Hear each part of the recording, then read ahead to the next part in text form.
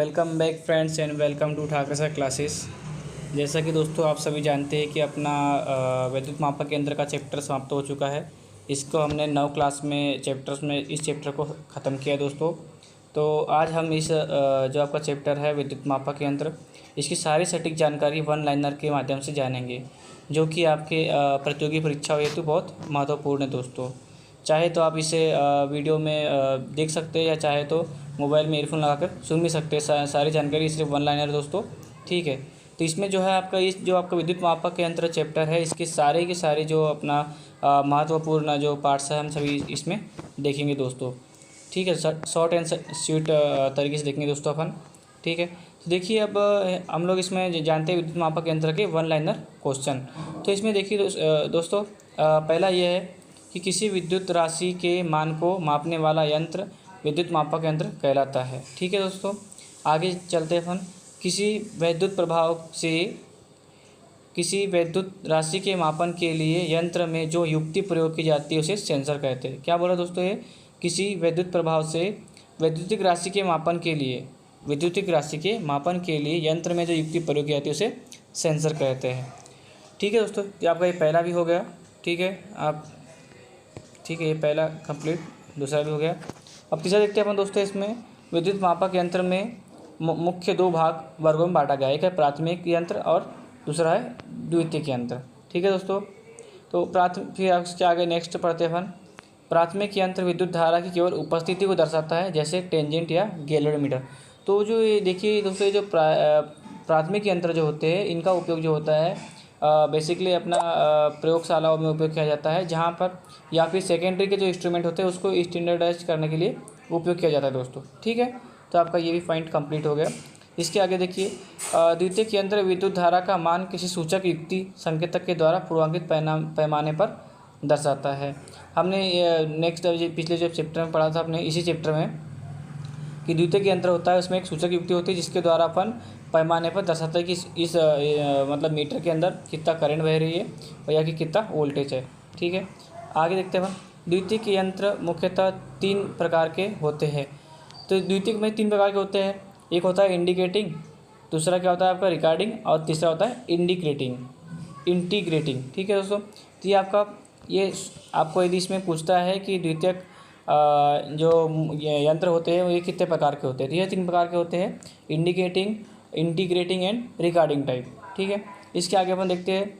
वह यंत्र जो किसी वैद्युतिक राशि के तात्कालिक मान को पूर्वांकित पैमाने पर दर्शाता है सूचक यंत्र कहलाता है। क्या बोल रहा है, वह यंत्र जो किसी वैद्युतिक राशि को तात्कालिक मान को पूर्वांकित पैमाने पर दर्शाता है सूचक यंत्र कहलाता है। ये बहुत मोस्ट एक IMP आपका क्वेश्चन है दोस्तों, जो कि अपने एग्जाम में पूछता है, ठीक है। एनर्जी मीटर इंटीग्रेटिंग समाकलन यंत्र प्रकार का, ये क्वेश्चन हमेशा आता ही है आपका कि इंटीग्रेटिंग जो आपका जो एनर्जी मीटर है वो किस प्रकार का यंत्र है, तो वो है इंटीग्रेटिंग प्रकार का, सेकेंडरी के अंदर में आता है, ठीक है। आगे देखते हैं हम लोग। समाकलन यंत्र वैद्युतिक राशि के प्रेक्षण काल के अंतर्गत कुल मान को दर्शाता है। तो इस समाकलन यंत्र क्या होते हैं, समाकलन बोले तो आपका या इसमें आता है आपका एनर्जी मीटर, जो कि वैद्युतिक राशि के प्रेक्षण काल के अंतर्गत कुल मान को दर्शाता है। जैसे कि अपने आज सुबह से शाम तक की जितनी भी रीडिंग खपत हुई सारे की जानकारी ये इसके अंदर रखी जाती है दोस्तों, ठीक है। फिर इसके आगे देखते हैं हम लोग। आजकल सूचक यंत्रों के स्थान पर डिजिटल यंत्र का प्रयोग किया जाता है, जिनमें LED तथा LCD का प्रयोग किया जाता है। यदि आपको क्वेश्चन में पूछता है कि आजकल जो सूचक यंत्र की जगह जो नए डिजिटल यंत्र उपयोग किए जा रहे हैं उनमें किस तरह का उपयोग, उसमें क्या आता है LED एंड LCD का प्रयोग किया जाता है। चलो अपन आप नेक्स्ट पेज देख लेते हैं। अपना नेक्स्ट पेज में क्या है, ठीक है। तो नेक्स्ट पेज अपना इसमें क्या दिया देखिए, सूचक यंत्र में निम्न 3 प्रकार के घुमाव बल, मतलब ये जो टॉर्क होते हैं वो 3 प्रकार के होते हैं। एक पहला होता है डिफ्लेक्टिंग टॉर्क, दूसरा होता है आपका कंट्रोलिंग टॉर्क और तीसरा होता है डैम्पिंग टॉर्क। इसको हिंदी में कहते हैं हम लोग क्या, आपका जो है विक्षेपक टॉर्क,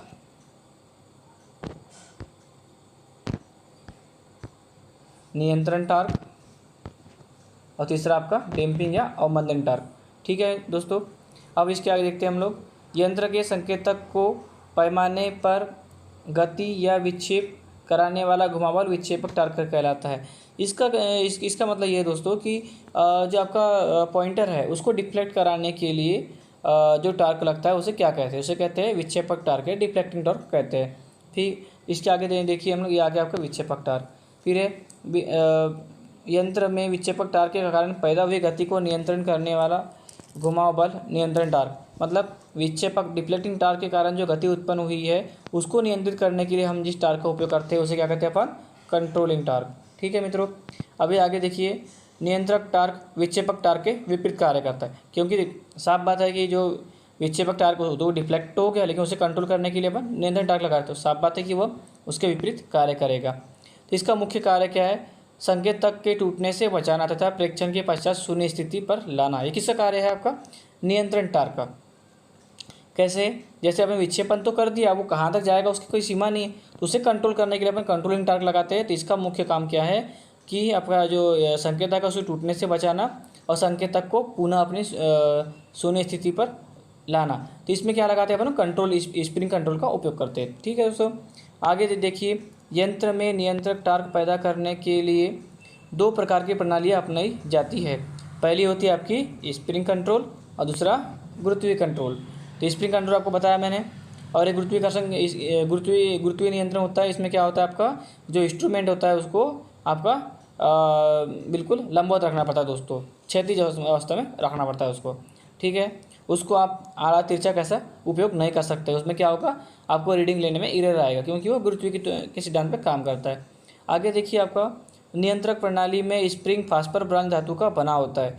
नियंत्रक प्रणाली में जो स्प्रिंग होता है क्या का बना होता है, वो फास्फर ब्रांज का बना होता है। ये मोस्ट IMP है कि जो स्प्रिंग होता है अपना इंस्ट्रूमेंट में वो किस चीज़ का होता है, किस चीज़ का बना होता है, आपका फास्फर ब्रांच का।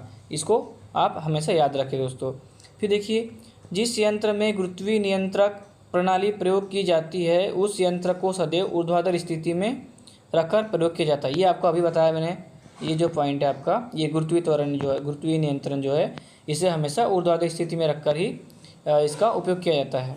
ठीक है, तो ये इसमें ये पूछता है कि गुरुत्वीय नियंत्रक प्रणाली में जो आपका इंस्ट्रूमेंट है उसे किस स्थिति में रखकर उसका उपयोग किया जा सकता है। इसमें ऊर्ध्वाधर, लंबवत, इसमें क्या आएगा आपको, ऊर्ध्वाधर स्थिति में आएगा। ठीक है मित्रों, अभी देखिए अब अवमंदक टार्क नियंत्रण टार्क तथा विक्षेपण टार्क के विपरीत कार्य करता है। जो अवमंदक टार्क होता है मतलब डैम्पिंग टार्क, वो किसके विपरीत कार्य करता है, आपका कंट्रोलिंग टार्क और डिफ्लेक्टिंग टार्क के विपरीत कार्य करता है। ये क्वेश्चन कभी आपको पूछा जाए कि आपका जो आपका जो डैम्पिंग टार्क है वो किसके विपरीत कार्य करता है, विक्षेपक टार्क के या मतलब डिफ्लेक्टिंग टार्क के या कंट्रोलिंग टार्क के या दोनों के, तो इसमें आपको जो आप आंसर लगाना है इसमें दोनों के आएगा। ठीक है, इसके आगे देखते हैं हम लोग यंत्र में नियंत्रक तथा विक्षेपक टार्क के कारण पैदा होने वाले कंपन को समाप्त करने के लिए क्या करते हैं हम लोग, डैम्पिंग का उपयोग करते हैं। ठीक है दोस्तों, ये क्या बोल रहा है, यंत्र में नियंत्रक तथा विक्षेपक टार्क के कारण पैदा होने वाले कंपन को समाप्त करने के लिए हम लोग क्या करते हैं, आपका डैम्पिंग का उपयोग करते हैं। किसको समाप्त करने के लिए, कंट्रोलिंग टार्क और विक्षेपक टार्क के कारण से पैदा हुए कंपन को समाप्त करने के लिए हम लोग क्या करते हैं, डैम्पिंग का उपयोग करते हैं। चलो अपन इसके आगे देखते हैं आपका कि डायनेमोमीटर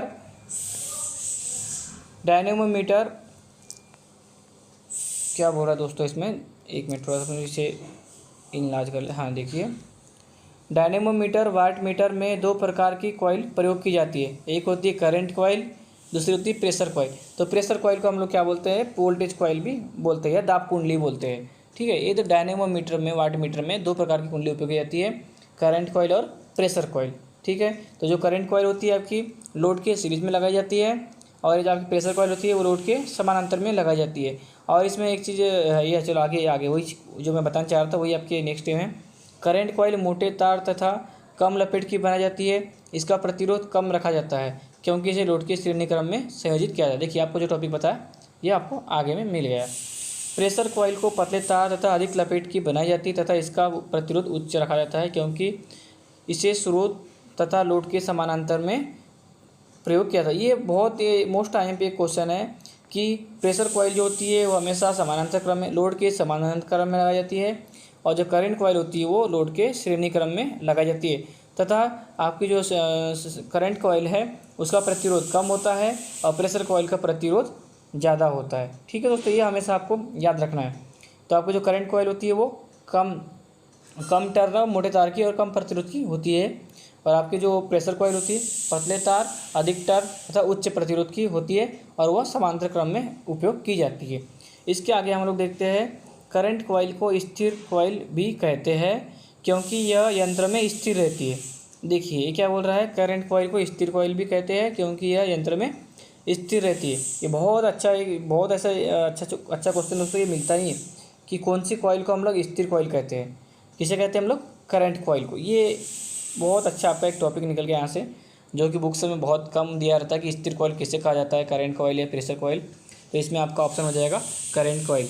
ठीक है, आगे हम लोग देखते हैं प्रेशर कॉइल, दाब कुंडली, ये है इसका एक शॉर्ट नेम है, दाब कुंडली को मूविंग कॉइल भी कहते हैं। हाँ, ये बहुत अच्छा क्वेश्चन देखिए दोस्तों कि प्रेशर कॉइल को मूविंग कॉइल भी कहते हैं क्योंकि यंत्र में गति करती है। तो मूविंग कॉइल हम लोग किसे बोलेंगे, प्रेशर कॉइल को। ठीक है, और स्थिर कॉइल किसे बोलेंगे हम लोग, करंट कॉइल को। ये बहुत, यहाँ से 2 क्वेश्चन आपके बन गए। एक कौन सा कि स्थिर कॉइल किसे कहते हैं, तो करंट कॉइल को, और मूविंग कॉइल किसे कहते हैं आपका, तो प्रेशर कॉइल को। चलो अब आगे बढ़ते हैं हम लोग। देखिए, करंट कॉइल द्वारा उत्पन्न होने वाला चुंबकीय क्षेत्र लोड में से प्रवाहित हो रही विद्युत धारा के समानुपाती होता है। क्या बोल रहा है इसमें, करंट कॉइल द्वारा उत्पन्न होने वाला चुंबकीय क्षेत्र लोड में से प्रवाहित हो रही विद्युत धारा के समानुपाती होता है। तो ये जो आपका जो करंट कॉइल में जो चुंबकीय क्षेत्र जो बनेगा जैसे कि, तो उसमें क्या होगा, वो जो प्रवाहित जो करंट होगी उसका समानुपाती होगा। ठीक है दोस्तों, अभी आगे बढ़ते हैं हम लोग। प्रेशर कॉइल द्वारा उत्पन्न होने वाला चुंबकीय क्षेत्र लोड के सिरों पर विद्यमान विभवांतर के समानुपाती होता है, क्योंकि प्रेशर कॉइल जो है आपकी समानांतर में लगाई जाती है। तो इसमें क्या होता है, विभव के जो दोनों जो इसमें विभवांतर होगा उसके समानुपाती होगा। और करंट कॉइल जो होती है वो लोड के सीरीज में लगी होती है, तो उसमें क्या होगा, आपका विद्युत धारा जो होती है वो जो चुंबकीय क्षेत्र जो होगा आपका विद्युत धारा के समानुपाती होगा, और इसमें चुंबकीय क्षेत्र कैसा होगा, विभवांतर के समानुपाती होगा प्रेशर कॉइल में। ठीक है दोस्तों, ये इसमें फिर आपके जो मोस्ट 2 क्वेश्चन आपके बन गए आपको कि करंट कॉइल में जो उत्पन्न होने चुंबकीय क्षेत्र है वो आपका क्या होता है, विद्युत धारा के समानुपाती होता है, और प्रेशर कॉइल में चुंबकीय क्षेत्र जो होता है वो विभवांतर के समानुपाती होता है। यानी कि V is equal to proportional to इसका मैग्नेटिक फील्ड किसका, आपके प्रेशर कॉइल में। ठीक है, आगे देखिए अपन डायनेमोमीटर वाट मीटर यंत्र का विक्षेपक टार्क यानी आपका डिफ्लेक्टिंग टॉर्क वोल्टेज तथा करंट के गुणनफल के समानुपाती होता है। ये देखिए, ये बहुत अच्छा एक आपका इसमें क्वेश्चन उठ के आया है कि डायनेमोमीटर वाट मीटर यंत्र का जो होता है आपका डिफ्लेक्टिंग टार्क जो होता है वोल्टेज तथा करंट के गुणनफल के समानुपाती होता है। हमने क्या क्या देख लिया अभी, करंट कॉइल देख लिया जो कि जिसमें क्या होता है आपका जो चुंबकीय क्षेत्र होता है वो विद्युत धारा के समानुपाती होता है। प्रेशर कॉइल में चुंबकीय क्षेत्र जो होता है वो विभवांतर के समानुपाती होता है। अब डायनेमोमीटर में हम लोग देख रहे हैं कि वाट मीटर जो यंत्र है चुंबकीय आपका विक्षेपक जो अपना रिफ्लेक्टिंग टॉर्क है वोल्टेज और करंट के गुणनफल के समानुपाती होता है। ये बहुत एक अच्छा यहाँ से है। उसीलिए दोस्तों एक शॉर्ट एंड स्वीट हमने एक चैप्टर से निकाला हुआ अपना ये है आपके लिए अपना बोले तो 1 लाइनर क्वेश्चन, जिसमें आप चैप्टर की सारी जो है सारी जानकारी आपको 1 लाइन के माध्यम से मिल जा रही है दोस्तों। चलिए अपन आगे बढ़ते हैं यहाँ से।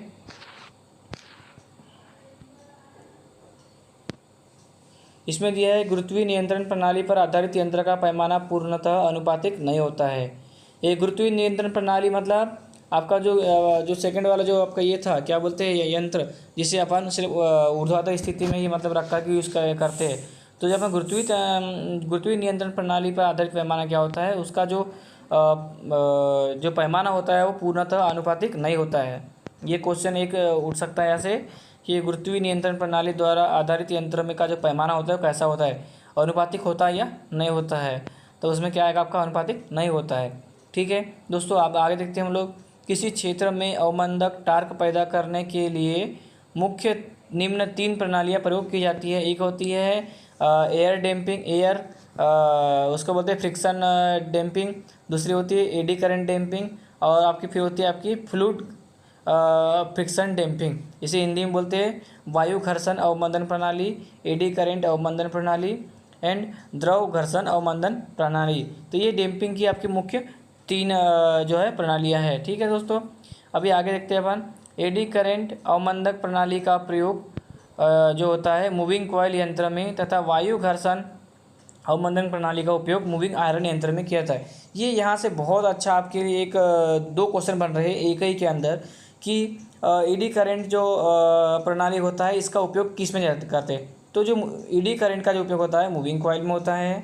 ठीक है, ईडी करंट अवमंदक प्रणाली का उपयोग मूविंग कॉइल में होता है और एयर घर्षण एयर फ्रिक्शन डैम्पिंग का उपयोग किस में होता है, मूविंग आयरन में होता है। किसका, आपका एयर डैम्पिंग बोले तो मूविंग आयरन। ठीक है, और कह के एडी करंट की बात है तो मूविंग कॉइल। ठीक है दोस्तों, अभी आगे देखिए।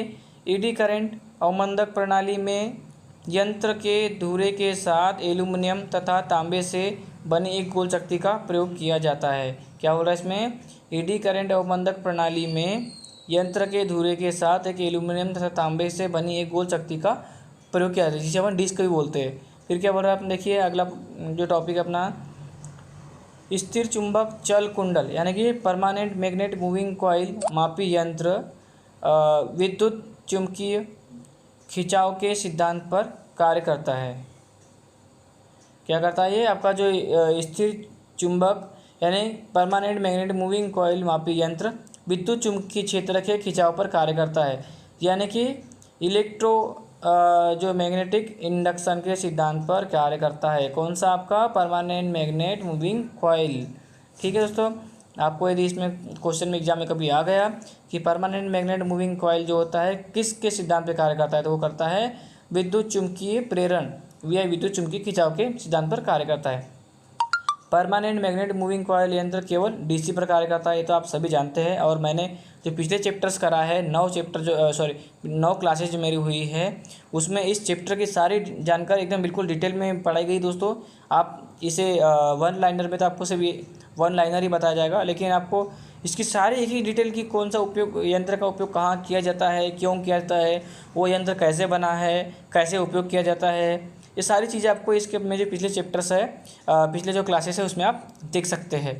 तो अभी हम लोग तो इसमें वन लाइनर ही चला रहे हैं, जो कि आपके जैसे एग्ज़ाम आपकी मान लो कि 2-4 दिन बची है लेकिन अपने को कोर्स जल्दी कंप्लीट करना है, तो उसके हिसाब से आपका जो वन लाइनर है आपके लिए बहुत किफ़ायती होगा। ठीक है, तो आपका जो परमानेंट मैग्नेट मूविंग कॉइल है ओनली और ओनली डीसी पर कार्य करता है। फिर मूविंग कॉइल यंत्र का टार्क कुंडली में से प्रवाहित विद्युत धारा के समानुपाती होता है, ये हमने अभी देखा पिछले इसमें।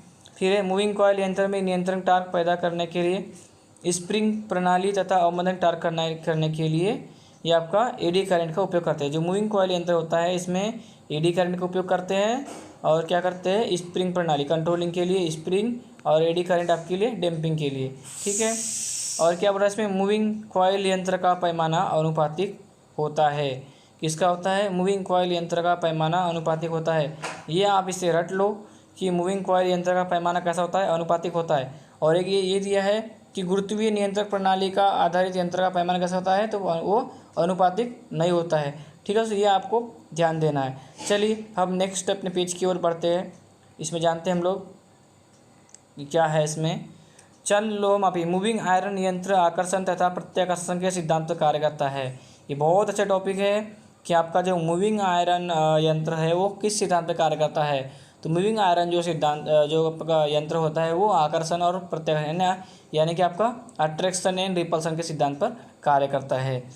आगे चलते हैं। मूविंग आयरन यंत्र दो प्रकार के होते हैं, एक आकर्षण प्रकार और प्रत्याकर्षण मतलब अट्रैक्शन एंड रिपल्सन प्रकार के होते हैं। मूविंग आयरन यंत्र एसी और डीसी दोनों पर कार्य करता है, लेकिन मूविंग कॉइल जो यंत्र होता है वो ओनली डीसी पर कार्य करता है, लेकिन मूविंग आयरन जो यंत्र होते हैं वो एसी और डीसी दोनों पर कार्य करते हैं। मूविंग आयरन यंत्र का पैमाना पूर्णतः अनुपाती नहीं होता है, लेकिन मूविंग कॉइल का जो होता है वो अनुपाती होता है और मूविंग आयरन का अनुपाती नहीं होता है। तो ये मूविंग कॉइल पहले आता है तो अनुपाती होता है और इसके बाद क्या आता है मूविंग आयरन, तो मूविंग आयरन में क्या आता है, अनुपाती नहीं होता है। ये चीज़ आपको याद रखना है एग्जाम में जाने से पहले। ठीक है दोस्तों, अभी आगे देखिए हम लोग क्या बोल रहे हैं कि इसमें मूविंग आयरन का टार्क धारा के वर्ग के समानुपाती होता है। वाह, बहुत अच्छा क्वेश्चन दिया इसमें कि मूविंग आयरन का टार्क धारा के वर्ग के समानुपाती होता है। क्या होता है, मूविंग आयरन का जो टॉर्क होता है धारा के यानी कि डिफ्लेक्टिंग टार्क क्या होता है दोस्तों इसका, देखिए deflecting torque is proportional to I square, यानी कि मूविंग आयरन जो आपका ये यंत्र है उसमें आपका क्या होता है, टार्क जो होता है धारा के वर्ग के समानुपाती होता है, ये प्रोपोर्शनल। ठीक है, तो ये आपको याद रखना है। इसमें एक आदर्श अमीटर का प्रतिरोध शून्य होता है, ये लगभग IIT में सभी लोग पढ़ते हैं। लेकिन आदर्श का जो सिर्फ आदर्श का ही अमीटर जो रहेगा, जो आदर्श अमीटर रहेगा आइडियल मीटर, उसका ही प्रतिरोध शून्य होगा। और बाकी जितने भी आपके अमीटर होंगे उसमें कुछ ना कुछ % तो रजिस्टेंस होगा। लेकिन जहाँ आइडियल की बात आती है तो वहाँ पर उसका प्रतिरोध शून्य हो जाता है। एक आदर्श वोल्ट मीटर का प्रतिरोध अनंत होता है, लेकिन आदर्श नहीं बोल रहा है तो उसमें आपका उच्च आएगा। क्या है दोस्तों, यदि आपको पूछता है कि एक वोल्ट मीटर का प्रतिरोध होता है, उच्च होता है, निम्न होता है, अनंत होता है, ऐसा जो भी, तो उसमें आदर्श यदि आ गया तो अनंत पे अपने को क्लिक करना है। लेकिन आदर्श यदि नहीं आया और नॉर्मल ऐसे ही आ गया तो उच्च पे करना है। ठीक है दोस्तों, आगे देखते हैं अपन। विद्युत धारा नापने के लिए अमीटर को परिपथ में लोड के श्रेणी क्रम में संयोजित किया जाता है, ये सभी लोग जानते हैं। आगे देखिए, अमीटर की माप सीमा को बढ़ाने के लिए यंत्र की कुंडली के समांतर में एक निम्न मान का प्रतिरोध संयोजित किया, जिसे शंट या मल्टीप्लायर गुणांक कहते हैं। ये भी एक बहुत अच्छा है कि आपका अमीटर की माप सीमा बढ़ाने के लिए क्या करते हैं हम लोग, अमीटर की जो कॉइल रहती है उसके पैरेलल में एक निम्न मान का प्रतिरोध डाल देते हैं, जिसे अपन शंट या मल्टीप्लायर गुणांक कहते हैं। शंट का मान यंत्र की कुंडली के प्रतिरोध से मान से भी कम होता है। मतलब ये है कि अपन अमीटर की माप सीमा बढ़ाने के लिए क्या कर रहे हैं, जो उसकी कुंडली है, जो उसकी कॉइल है, उसके पैरेलल में एक शंट रेजिस्टेंस तो लगा दे रहे हैं, लेकिन जो रेजिस्टेंस लगाएंगे अपन उसमें उस अमीटर में पहले से जो रेजिस्टेंस लगा है उससे भी उसका मान कम होना चाहिए, तब उसकी माप सीमा हम बढ़ा सकते हैं। फिर क्या बोला इसमें, देखिए कि वाट मीटर की माप सीमा बढ़ाने के लिए यंत्र की कुंडली के श्रेणी में एक उच्च मान का प्रतिरोध संयोजित किया जाता है, जिसे वर्धक या प्रतिरोध कहते हैं। वर्धक प्रतिरोध कहते हैं, इसे वर्धक प्रतिरोध कहते हैं, जो कि आपका वोल्ट मीटर की माप सीमा को बढ़ाने के लिए उपयोग किया जाता है। और मीटर में जो माप सीमा बढ़ाने के लिए जिसे उपयोग करते हैं उसे शंट या मल्टीप्लायर गुणांक कहते हैं। ये दोनों आपको बहुत एक मोस्ट IMP टाइप से आपको दिया है कि वोल्ट मीटर की आपको जो है क्या बोलते हैं, माप सीमा बढ़ाने के लिए किसका उपयोग करते हैं। इसमें वर्धक दे दिया, एक में शंट कॉइल दे दिया, मल्टीप्लायर गुणांक, इसमें आपको वर्धक पे टिक करना है। ठीक है, तो क्या होता है इसमें कि वोल्ट मीटर की माप सीमा को बढ़ाने के लिए क्या करते हैं अपन, कुंडली जो कुंडली है उसके श्रेणी में उच्च मान का प्रतिरोध संयोजित करते हैं, जिसे वर्धक कहते हैं। और इससे क्या होगा, जैसे मान लो कि आपका जो वोल्ट मीटर है वो यदि 100 वोल्ट तक की मेजर कर रहा है, लेकिन हमें और ज़्यादा वोल्ट यानी 440 वोल्ट तक यदि मेजर करना है, तो क्या करेंगे अपन, उसी कॉइल के सीरीज में एक उच्च मान का प्रतिरोध उपयोग करेंगे, जिससे उसकी माप सीमा बढ़ जाएगी। वोल्टेज नापने के लिए वोल्ट मीटर को सदैव परिपथ के समांतर क्रम में लगाया जाता है। ये सभी लोग की जानते हैं, जितने भी IIT वाले बंदे हैं ये सभी लोग इस बारे में जानते हैं कि आपका मीटर जो होता है सीरीज में उपयोग किया जाता है, जो वोल्ट मीटर होता है वो पैरेलल में उपयोग किया जाता है। चलिए हम चलते हैं अपने नेक्स्ट पेज की ओर। हम देखते हैं कि नेक्स्ट पेज के अंदर क्या है। देखिए, एक वोल्ट मीटर की सुग्राह्यता वोल्ट मीटर प्रतिरोध व उसकी माप सीमा का अनुपात होता है, इसका मात्रक ओम प्रति वोल्ट होता है। क्या हो रहा है इसमें, एक वोल्ट मीटर की सुग्राह्यता वोल्ट मीटर प्रतिरोध व उसकी माप सीमा का अनुपात होता है, इसका मात्रक ओम प्रति वोल्ट होता है। चलिए आगे बढ़ते हैं हम लोग। देखिए, एक अच्छे वोल्ट मीटर की सुग्राह्यता का मान 20 किलो ओम प्रति वोल्ट होता है। एक अच्छे, ये बहुत अच्छा क्वेश्चन है दोस्तों, आपको मैं इसको शॉर्ट्स में डालने वाला था कि एक अच्छे वोल्ट मीटर की सुग्राह्यता का मान 20 किलो ओम प्रति वोल्ट होता है। ये शायद पूछ ले एग्जाम में, तो ये बहुत कम लोग को पता है कि एक अच्छे वोल्ट मीटर की सुग्राह्यता का मान कितना होता है। कितना होता है, 20 किलो ओम प्रति वोल्ट होता है। ये हमेशा आपको याद रखना है कि एक अच्छे वोल्ट मीटर की सुग्राह्यता का मान 20 किलो ओम प्रति वोल्ट होता है। यदि एक निम्न प्रतिरोध वाले वोल्ट मीटर से किसी उच्च प्रतिरोध मान वाले प्रतिरोधक के सिरों पर विभवांतर नापा जाए, तो वह वोल्ट मीटर उस प्रतिरोध के लिए शंट की भांति कार्य करेगा तथा यह यथार्थ विभवांतर से कम विभवांतर दर्शाएगा।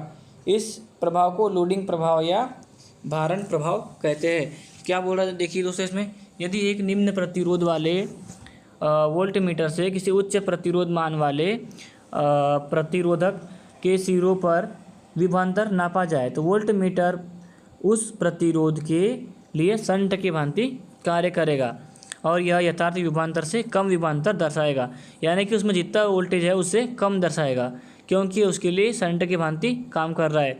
और इसे हम क्या कहते हैं, लोडिंग प्रभाव या भारण प्रभाव कहते हैं। चलिए आगे देखते हैं हम लोग कि अमीटर को वोल्ट मीटर में बदलने के लिए यंत्र की कुंडली के श्रेणी क्रम में उच्च मान का प्रतिरोध लगाएंगे। अब क्या है इसमें कि अमीटर को यदि वोल्ट मीटर अपने को बनाना है तो अमीटर की जो कॉइल है उसके सीरीज में हम लोग क्या करेंगे, आपका उच्च मान का प्रतिरोध लगा देंगे। तो क्या होगा, अमीटर को हम वोल्ट मीटर में परिवर्तित कर सकते हैं। और इसमें देखिए अब इसके आगे कि वोल्ट मीटर को अमीटर में बदलने के लिए यंत्र की कुंडली के समानांतर में निम्न मान का प्रतिरोध शंट प्रयोग किया जाता है। यदि हम लोग को वोल्ट मीटर को अमीटर बनाना है तो इसके लिए हम क्या करेंगे, वोल्ट मीटर की कॉइल के समानांतर में एक निम्न प्रतिरोध की मान का एक रेजिस्टेंस लगा देंगे, जिससे हम क्या करेंगे, करंट नाप सकते हैं, इसे अपन अमीटर में परिवर्तित कर सकते हैं। इसके आगे देखिए, प्रतिरोध नापने की निम्न 4 विधियां हैं। एक है एम्पियर वोल्ट मीटर विधि, सेकंड है आपका स्लाइड वायर ब्रिज विधि, ओम मीटर विधि एंड पोस्ट ऑफिस बॉक्स विधि। यदि आपको इसमें आया कि प्रतिरोध नापने की मुख्य विधियां है, तो ये चारों के यदि आपसे आप ऑप्शन दिया रहा या 3 ऑप्शन दिया रहा और चौथे में लिखा रहा कि इन तीनों करके, तो इसमें आपको इन तीनों पे आपको क्लिक करना है। चलिए हम आपको ले चलते हैं आपके नेक्स्ट पेज की ओर, जिसमें आपके लिए और महत्वपूर्ण जानकारियाँ है। ठीक है, हम चाहेंगे कि इस चैप्टर की सारी छोटी से छोटी चीज़ें जो आपको जानकारी हो जाए और आपको इस चैप्टर से कोई भी क्वेश्चन जो एग्जाम में पूछा जाए वो आप बिल्कुल बना के आए और आपसे कोई भी इस चैप्टर से कोई अंक कम ना हो। और आपको और भी बेटर जानकारी चाहिए तो हम इसकी वीडियो की लिंक डिस्क्रिप्शन में लिंक डाल देंगे, जिससे कि आपको पिछली वीडियो के बारे में आपको सारी जानकारी मिल जाएगी डिटेल में। चलिए हम आगे अपने चलते हैं। इसमें क्या है देखिए, व्हीटस्टोन ब्रिज का प्रयोग अज्ञात मान वाले प्रतिरोध का मान ज्ञात करने के लिए किया जाता है। ये एक क्वेश्चन बनता है कि व्हीटस्टोन ब्रिज का उपयोग क्यों करते हैं हम लोग, अज्ञात मान के प्रतिरोध का मान ज्ञात करने के लिए। फिर देखिए कि ओम मीटर के द्वारा 0.1 ओम से 1 मेगा ओम तक मान का प्रतिरोध माप सकते हैं। किससे, ओम मीटर से। 0.1 ओम से यानी 1 मेगा ओम, 10/6 बोले तो 10 मेगा ओम आ जाएगा आपका। 10 मेगा ओम तक माप सकते हैं। किससे, ओम मीटर से। ओम मीटर आपके 2 प्रकार के होते हैं, एक होता है श्रेणी ओम मीटर और दूसरा होता है शंट ओम मीटर। ये बहुत कम लोग जानते हैं इसे कि ओम मीटर कितने प्रकार के होते हैं। सभी लोग ओम मीटर का बस उपयोग जानते हैं कि इसका काम सिर्फ अपना प्रतिरोध नापने के लिए करते हैं, लेकिन ये 2 प्रकार के होते हैं, श्रेणी ohm meter and shunt ohm meter. आगे हम बताएंगे आपको कि आप जो यूज़ करते हैं वो कौन सा ओम मीटर है, शंट ओम मीटर है या फिर श्रेणी ओम मीटर है। चलिए आगे बढ़ते हैं हम लोग। देखिए, ओम मीटर में 1 माइक्रो एम्पियर माप सीमा वाला मूविंग कॉइल यंत्र प्रयोग किया जाता है। बहुत अच्छा आपके लिए एक टॉपिक पॉइंट मिल गया इसमें। ओम मीटर में 1 माइक्रो एम्पियर माप सीमा वाला मूविंग कॉइल यंत्र का प्रयोग किया जाता है। कितना, 1 माइक्रो एम्पियर माप सीमा, 1 माइक्रो एम्पियर। क्यों, देखिए इसमें आपको एक चीज़ क्वेश्चन आ सकता है कि ओम मीटर में कितनी माप सीमा वाला जो मूविंग कॉइल यंत्र उपयोग किया, इसमें क्या था, 1 माइक्रो एम्पियर माप सीमा वाला मूविंग कॉइल यंत्र उपयोग किया जाता है। इसमें आगे देखिए कि श्रेणी ओम मीटर का शून्य दाई और अनंत बाई ओर होता है। क्या बोल रहा है, जो आपके सीरीज ओम मीटर होता है उसका जो शून्य होता है, आप जैसे कि ऐसे सीधे खड़े तो आपके दाई साइड में जो है शून्य आएगा और बाई साइड में आपका अनंत आएगा, वो होगा श्रेणी ओम मीटर। आपको यदि पहचानना है कि मेरे पास जो ओम मीटर है वो कौन सा है, कैसे पहचाने कि वो श्रेणी ओम मीटर है या आपका शंट ओम मीटर है। यदि श्रेणी ओम मीटर होगा तो उसका जो शून्य होगा वो दाई तरफ होगा, यानी कि आपके राइट हैंड साइड में होगा, और जो अनंत होगा वो आपके उल्टे साइड में, बोले तो बाई साइड में होगा। ठीक है दोस्तों, आगे चलिए हम देखते हैं। श्रेणी ओम मीटर का मध्यम तथा उच्च प्रतिरोध मान मापने के लिए उपयोग किया जाता है। किसका, ये बहुत अच्छा एक इसमें आपके लिए टॉपिक उठ के आ रहा है कि श्रेणी ओम मीटर का मध्यम तथा उच्च प्रतिरोध मान मापने के लिए इसका प्रयोग किया जाता है। किसका, मध्यम और उच्च के लिए, किसका, श्रेणी ओम मीटर का। ठीक है, अभी देखिए शंट प्रकार के ओम मीटर का शून्य बाई ओर तथा अनंत दाईं ओर। तो अभी तो आपको समझ में आ गया दोस्तों कि जिसमें आपका दाईं ओर में मतलब अनंत है तो वो संट टाइप का, जो कि नॉर्मली अपन उपयोग करते हैं घरों में भी, जिसमें क्या होता है आपका दाईं साइड में अनंत होता है और लेफ्ट साइड में आपका शून्य होता है। तो अपन जो मोस्टली यूज़ करते हैं ज़्यादातर संट प्रकार का ही उपयोग करते हैं। ठीक है, आगे हम देखते हैं कि आपका जो श्रेणी ओम मीटर होता है क्या होता है वो मध्यम तथा उच्च के लिए। अभी यह निम्न की बात नहीं की जा रही, निम्न की बात की जाएगी तो उसमें संट आएगा। चलिए हम आगे देखते हैं। हाँ, ये आ गया। संट ओम मीटर का निम्न तथा मध्यम प्रतिरोध नापने के लिए प्रयोग किया जाता है। संट की बात आती है कि इसमें क्या होता है, निम्न और मध्यम प्रतिरोध नापने के लिए संट का करते हैं, और सीरीज का क्यों करते हैं हम लोग, मध्य और उच्च के लिए सीरीज का। ठीक है मित्रों, अभी देखिए आगे में क्या करते हैं कि ओम मीटर के द्वारा अज्ञात प्रतिरोध का मान सीधे ही ओम में पढ़ा जा सकता है। ये सभी लोग जानते हैं। ओम मीटर को चालू सप्लाई में प्रयोग नहीं करना है। क्या होगा, ओम मीटर को यदि अपन सप्लाई में चालू सप्लाई में प्रयोग करेंगे तो वो जल जाएगा। ठीक है मित्रों, अभी हम लोग नेक्स्ट आपका पेज देखते हैं कि अपना इसमें क्या दिया कि ओम मीटर को अपने को चालू सप्लाई में उपयोग नहीं करना है। अब हम लोग आगे देख लेते हैं क्या है इसमें। कई वैद्युतिक राशियाँ जैसे वोल्टेज, करंट एंड प्रतिरोध को नापने वाला यंत्र मल्टीमीटर कहलाता है, जिसे AVO बोले तो आपका ampere, A for V for voltmeter and O for ohm meter, ये इसे AVO मीटर भी कहा जाता है। AVO मीटर ये जो कि आपका वोल्टेज, करंट और रेजिस्टेंस तीनों मापने के काम आता है, जिसे मल्टीमीटर कहते हैं। और आगे देखते हैं हम लोग मल्टीमीटर परिपथ में जो प्रोब्स, जो लीड को संयोजित करने के लिए बनेना सर्किट पिन प्रयोग किया जाता है। इसमें क्या हो रहा है कि मल्टीमीटर परिपथ में जो प्रोब्स जो लीड होती है उसको संयोजित करने के लिए क्या करते हैं हम लोग, बनेना सर्किट पिन का उपयोग करते हैं। ये बहुत कम लोग, इसमें बहुत रेयर ऐसे क्वेश्चन हैं जो कि आपको कोई बुक्स में नहीं मिलेंगे दोस्तों। ठीक है, फिर आगे देखिए, एक अच्छे मल्टीमीटर की सूग्रता 20 किलो ओम प्रति वोल्ट होती है। आपको मैंने पिछले भी पेज में बताया आपको। मल्टीमीटर से वोल्टेज मापन के समय प्रारंभ में उच्च माप सीमा का चयन करना है। मतलब बात यह है कि मल्टीमीटर से अपन यदि ऐसा कोई वोल्टेज माप रहे जो जिसकी जानकारी हमें है नहीं कि एक्चुअल में कितना वोल्ट होगा, उसके लिए क्या करेंगे अपन, पहले से अपना मल्टीमीटर जो है उच्च माप सीमा पे सेट करके अपन उसका उपयोग चलाएंगे। ठीक है, आगे देखिए, वैद्युतिक परिपथ की शक्ति अर्थात वोल्टेज नापने के लिए प्रयुक्त यंत्र वाट मीटर कहलाता है। यानी कि परिपथ की शक्ति को नापने के लिए हम लोग वाट मीटर का उपयोग करते हैं। फिर बोल रहा है डीसी परिपथ में वोल्टेज P = VI और AC परिपथ में P = VI cos phi। क्यों, क्योंकि इसमें साइनसॉइडल वेवफॉर्म होती है, इसलिए यहाँ पर cos phi आपका आ जाता है। ठीक है दोस्तों, और आगे देखिए, वाट मीटर 3 प्रकार के होते हैं। एक होता है induction type, dynamometer type and स्थिर वैद्युतिकी। तो आपके 1, 2 और 3 dynamometer type, induction type and स्थिर वैद्युतिक टाइप। आपको इसमें पूछता है ऑप्शन कि वाट मीटर कितने प्रकार के होते हैं, 1 प्रकार, 2 प्रकार, 3 या 4। इसमें आपको 3 पे सेलेक्ट करना है। इसके आगे देखिए, डायनेमोमीटर वाट मीटर जो होता है आपका AC और DC दोनों पे कार्य करता है। डायनेमोमीटर टाइप जो वाट मीटर होते हैं वो AC और DC दोनों पे काम करता है। लेकिन जो इंडक्शन टाइप जो आपका जो मीटर होता है वो आपका सिर्फ AC में काम करता है। चलिए हम लोग आगे पेज पे बढ़ते हैं अपना। हम कोशिश करेंगे दोस्तों कि आपको यहाँ से सभी जानकारी मिल जाए, जो कि आपके एग्ज़ाम से संबंधित कोई भी क्वेश्चन आपके ना छूटे, और सारी की सारी जानकारी आपको यहाँ पर वन लाइनर के थ्रू मिल जाए। लगभग ये आपकी जो है 35 से या 40 मिनट की आपकी ये सारी वीडियो बनेगी। लेकिन आपके एग्ज़ाम में जाने से पहले आप यदि इसको सुन लेते हैं या पढ़ लेते हैं तो आपके लिए बहुत लाभदायक होगी। देखिए, ओम मीटर के द्वारा अज्ञात प्रतिरोध का मान सीधे ही ओम में पढ़ा जाता है, ये हमने देख लिया। ओम मीटर को चालू सप्लाई में प्रयोग नहीं करते, ये भी हमने देख लिया। क्या बोल रहा है इसमें, ये भी हमने ये चैप्टर ये हमने पेज जो है पढ़ लिया दोस्तों। हम पढ़ते हैं अब नेक्स्ट पेज की ओर। देखिए, अब ये आती है इसमें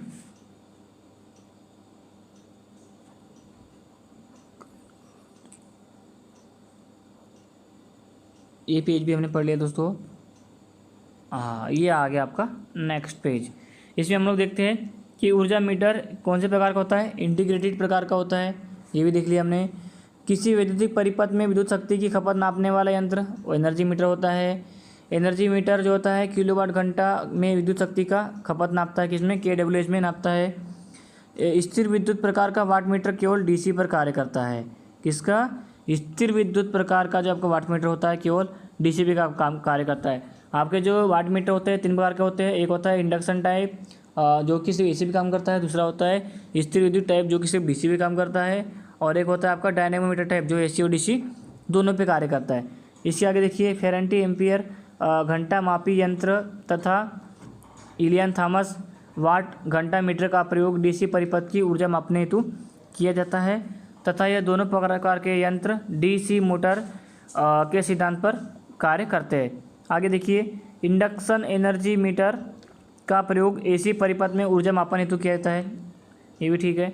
आगे देखिए induction type watt meter single phase motor के इंडक्शन सिद्धांत पर कार्य करता है। जो आपका इंडक्शन टाइप जो वाट मीटर होता है सिंगल फेज मोटर के इंडक्शन के सिद्धांत पर कार्य करता है तथा पावर फैक्टर के समायोजन के लिए शेडिंग रिंग का प्रयोग किया जाता है। ये आ गया इसमें बहुत अच्छा ऑप्शन है आपका इसमें कि पावर फैक्टर के समायोजन के लिए किसका उपयोग करते हैं हम लोग? शेडिंग रिंग का उपयोग करते हैं। आगे देखिए सिंगल फेज ऊर्जा मापी के पावर फैक्टर समायोजन के लिए शंट चुंबक पर शेडिंग रिंग लगाई जाती है, ये हमने अभी देखा पिछले इसमें। आगे देखिए 3 फेज ऊर्जा मापी यंत्र 2 प्रकार के होता है। एक होता है 3 फेज 3 तार और दूसरा होता है आपका 3 फेज 4 तार। ठीक है दोस्तों, तो आपका जो 3 फेज ऊर्जा मापी यंत्र 2 प्रकार के होते हैं। एक होता है 3 फेज 3 तार और एक होता है 3 फेज 4 तार। इसमें आपको एक महत्वपूर्ण टिप बताना चाहूँगा दोस्तों, 3 फेज 3 तार जो होता है आपका संतुलित अवस्था में उपयोग किया जाता है और 3 फेज 4 तार जो होता है असंतुलित अवस्था में उसका उपयोग किया जा सकता है।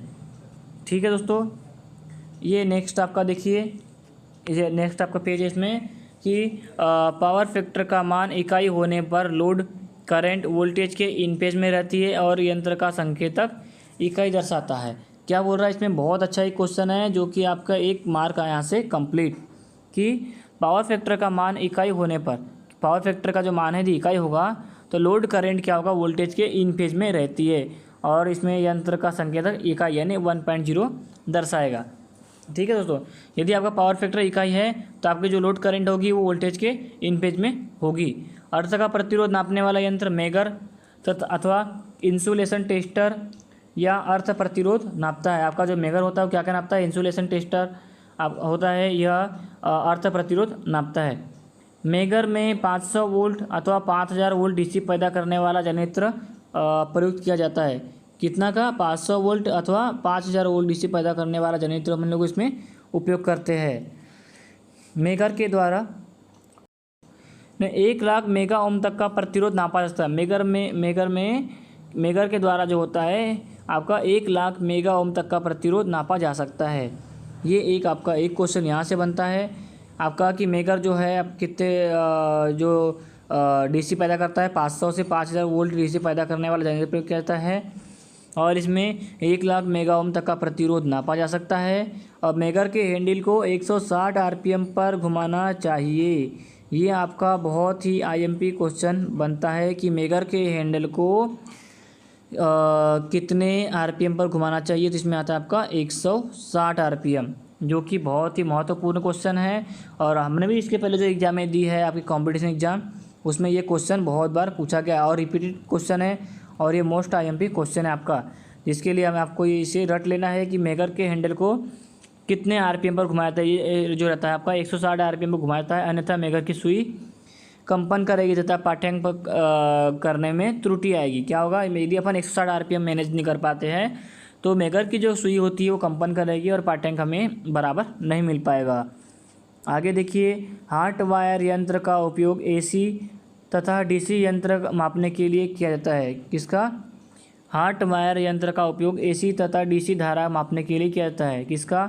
हार्ट वायर यंत्र जो होता है एसी और डीसी दोनों प्रकार की धारा को मापने के लिए सक्षम है। आगे देखिए थर्मोकपल यंत्र पीजो इलेक्ट्रिक प्रभाव पर कार्य करता है। थर्मोकपल जो यंत्र होता है आपके पीजो इलेक्ट्रिक प्रभाव पर कार्य करता है। देखिए पीजो इलेक्ट्रिक प्रभाव की खोज सीबेक नामक वैज्ञानिक ने की थी। किसने की थी? पीजो इलेक्ट्रिक प्रभाव की खोज सीबेक नामक वैज्ञानिक ने की थी। चलिए हम लोग आगे अपने नेक्स्ट पेज की ओर बढ़ते हैं और ये आपका लास्ट पेज है दोस्तों। इसमें हम लोग और जानेंगे महत्वपूर्ण क्वेश्चन। 3 फेज 3 तार एनर्जी मीटर का प्रयोग संतुलित लोड की ऊर्जा मापने में किया था, ये आपको अभी बताया मैंने। 3 पे 4 तार एनर्जी मीटर का उपयोग असंतुलित लोड की ऊर्जा मापने में किया था, ये भी आपको थोड़ी देर पहले बताया मैंने। और लोड उपस्थित न होने पर भी डिस्क घूर्णन करने लगे तो यह दोष क्रीपिंग दोष कहलाता है। ठीक है दोस्तों, और यह दोष को अपने को दूर करने के लिए क्या होगा, जो इसकी एल्यूमिनियम की डिस्क है इसमें 2 छिद्र कर दिए जाते हैं, जिससे कि आपका क्रीपिंग दोष समाप्त हो जाता है। और ये क्वेश्चन हमेशा पूछता है आपके एग्जाम में कि क्रीपिंग दोष को समाप्त करने के लिए अब क्या कर, हम लोग को क्या उपाय करना चाहिए। इसमें क्या होता है, जब आपकी डिस्क रहती है उसमें 2 छिद्र कर दिए जाते हैं, जिससे क्रीपिंग दोष दूर हो जाता है। और क्रीपिंग दोष क्या होता है आपका, नो लोड की स्थिति में भी आपका जो मीटर है वो घूमते रहता है, वो होता है क्रीपिंग दोष। ये देख लिया हमने, छिद्र कर दिया था। फिर एसी स्रोत की फ्रीक्वेंसी नापने वाले यंत्र फ्रीक्वेंसी मीटर कहलाता है। ठीक है, सभी लोग जानते हैं फ्रीक्वेंसी मीटर के किसको मतलब बोलते हैं।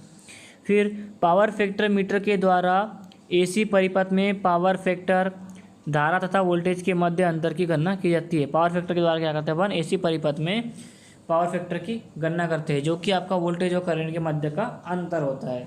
आगे देखिए, पावर फैक्टर मीटर का संकेतक हमेशा बीच में इकाई में रहता है, बंद स्थिति में। ठीक है, क्या रहता है, जब ये आपका पावर फैक्टर मीटर जो रहता है बंद स्थिति में इकाई की स्थिति में रहता है। यदि इसमें अंडर लोड आपका जो लोड है लैगिंग में रहता है तो 1 से नीचे जाता है दोस्तों, और लीडिंग में रहता है तो वो 1 के पास रहता है।